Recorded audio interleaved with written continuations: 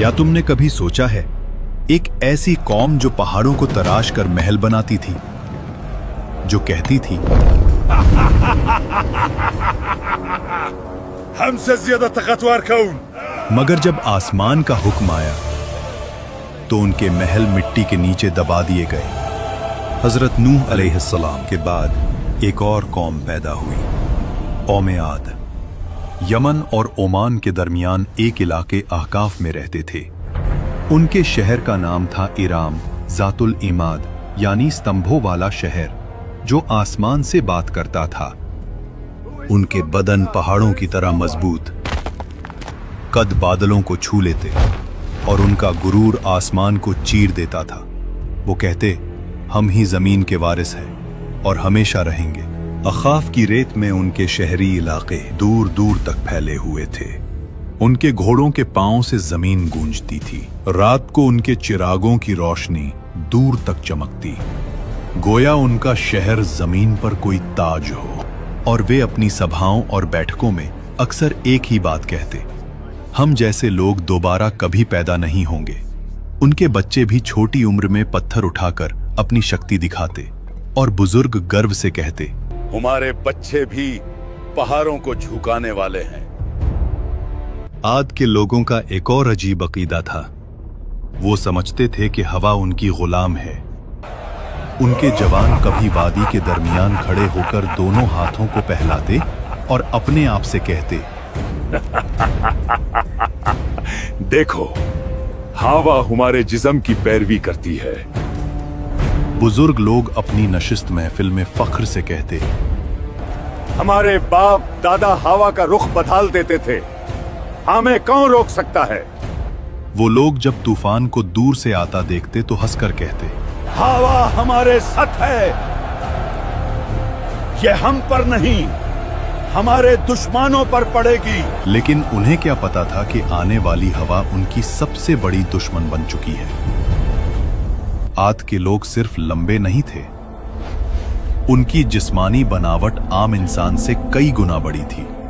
दरिया के किनारे उनके कदमों के निशान आज भी पहाड़ों के दरमियान मिलते हैं, जिन्हें देखकर लोग हैरान रह जाते। उनके घरों के दरवाजे इतने ऊंचे होते कि एक घोड़ा और सवार दोनों सीधा अंदर जा सकते, और उनके बर्तन पत्थर के बने हुए, इतने बड़े कि एक बर्तन में पूरा खानदान का खाना पक जाए। समय बीतता गया, घमंड बढ़ता गया, वक्त गुजरता गया और उनका तकब्बुर बढ़ता गया।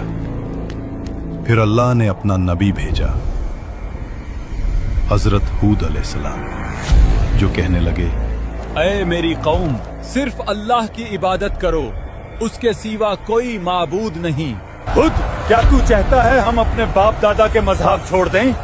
हम ताकतवर हैं, हमें कोई छो नहीं सकता। हजरत हूद अलैहिस्सलाम ने फिर कहा, मैं तुम्हें उस अजाब से डरा रहा हूँ जो तुम सोच भी नहीं सकते।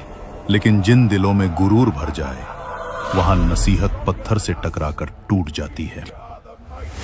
हजरत हूद अलैहिस्सलाम रोज उनके बाजारों, उनके महलों, उनके दरवाजों के पास जाकर आखिरी दावत देते।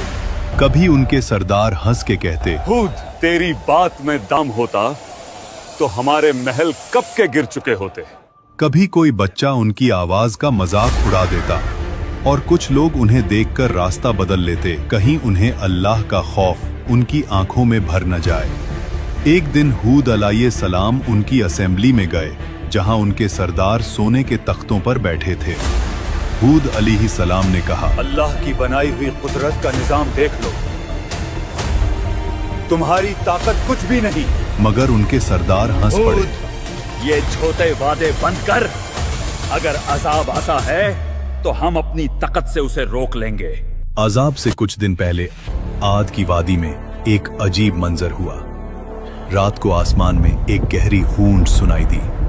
न बादल गरजा, न बिजली चमकी, मगर वादी में ऐसे लगा जैसे कोई दूर से पुकार रहा हो। आद के लोग इस आवाज को सुनते और आपस में कहते, यह तो पहाड़ों की आवाज है। हजरत हूद अलैहिस्सलाम जो कहने लगे, ये रहमत की पुकार नहीं, ये तंबे है। दूसरी रात जमीन हल्की सी हिली, मगर इतनी कम कि सिर्फ जानवर बेचैन हुए। देखो, इंसान हंस पड़े। ज़मीन भी हमारी ताकत से डरती है। उन्हें नहीं पता था ये जमीन का आखिरी एतराज था। फिर आया अल्लाह का फैसला। सबसे पहले उन पर कहत आया। 3 साल तक एक बूंद बारिश ना हुई। नदियां सूख गईं, बाग जल गए, जमीन पत्थर बन गई। लोग आसमान की तरफ देखते रहे, कब बारिश आएगी। लेकिन आसमान से जवाब आया, खामोशी। पहले साल उन्होंने कहा, ये तो मामूली सा मसला है, हम ताकतवर लोग हैं। दूसरे साल प्यास ने उनकी जुबानें सुखा दी। खाली मटके दीवारों से टकराते, जानवर प्यास की वजह से गिरने लगे। तीसरे साल आद की जमीन से वो हंसी, वो फक्र, वो आवाज ही गुम हो गई जो कभी आसमान को टकराने का दावा करती थी। और जब लोग हूद अलैहिस्सलाम के पास आए तो वो उन्हें देखकर रोए नहीं, बस इतना कहा, अब अजाब का वक्त करीब है। फिर एक दिन 3 बादल नजर आए, एक लाल, एक सफेद और एक स्याह। आसमान से फरिश्ता पुकारा, ऐ कौम आद, इनमें से एक बादल चुनो। सरबराहों ने हंसकर कहा, काला बादल, उसमें पानी है, रहमत है। मगर उन्हें क्या पता, उस बादल में रहमत नहीं, कहर छुपा था।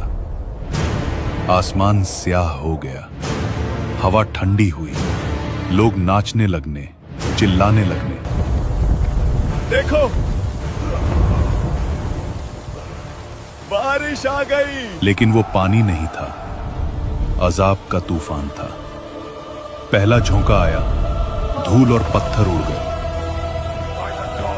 आंधी के हर झोंके में उन्हें लगता कि हवाएं उनका नाम मिटा रही हैं। दूसरा झोंका, पेड़ गिर गए, जानवर उड़ गए। उनकी सारी मूर्तियां, उनका सारा फखर, उनके बाग, उनका शहर, सब हवा में बिखर रहा था। रात को लोग अपने बच्चों को बाहों में दबा लेते, मगर आंधी उनकी चीखों से ज्यादा तेज चलती। तीसरा झोंका, इंसान हवा में छिन्न गए। उनके महल्लात जो कभी सुतूनों पर आसमान से बात करते थे, अब रेत के नीचे गल गए। 7 रात और 8 दिन तक वो तूफान चलता रहा। आसमान गरजता रहा, जमीन कांपती रही। उनके महल, उनकी शान, सब मिट्टी में मिल गई। अल्लाह ने कहा, और आद को तबाह किया गया सख्त गर्जदार आंधी से, जो 7 रात और 8 दिन तक उन पर मुसलसल चली। और जब हवा रुकी तो सिर्फ सन्नाटा था। रह गया सिर्फ रेत का समंदर और गिरे हुए तने, जैसे खजूर के खोखले तने। लेकिन उन चंद लोगों को जो हजरत हूद अलैहिस्सलाम के साथ ईमान लाए, अल्लाह ने बचा लिया। उन्हें पहाड़ों के एक गार में पनाह दी गई। और हजरत हूद अलैहिस्सलाम ने कहा, ऐ मेरे रब, तू सबसे ज्यादा रहम करने वाला है, हमें उन रास्तों पर कायम रख जो तेरी तरफ ले जाते हैं। हुद अलैहिस्सलाम जब वादी के ऊपर खड़े हुए तबाह शहर को देख रहे थे तो उनकी आंखों में आंसू भर आए। ये वो लोग थे जो कभी कहते थे, हमसे ज्यादा ताकतवर कौन? और अब उनकी जिंदा निशानी भी हवा में बिखर चुकी थी। हुद अलैहिस्सलाम ने कहा, तकब्बुर का अंजाम हमेशा तबाही है और अल्लाह की नाफरमानी हलाकत। आज भी अहकाफ्त की रेत के नीचे उनका शहर इराम दबा हुआ है, एक गवाही के तौर पर, जो कहती है ताकत और शान से नहीं, सिर्फ अल्लाह की इताअत से इज्जत मिलती है। अगर तुम्हें ये कुरानिक कहानी पसंद आई हो तो वीडियो को लाइक करो, कमेंट्स में लिखो तुम अगले एपिसोड में किस कौम की कहानी देखना चाहते हो, और चैनल को सब्सक्राइब करना मत भूलना। ये सिर्फ एक कहानी नहीं, एक हकीकत है। جو ہمیشہ یاد دلاتی ہے کہ جب انسان غرور کرنے لگتا ہے اور ظلم اور ناانصافی قائم کرتا ہے تو اللہ اسے مٹا دیتا ہے۔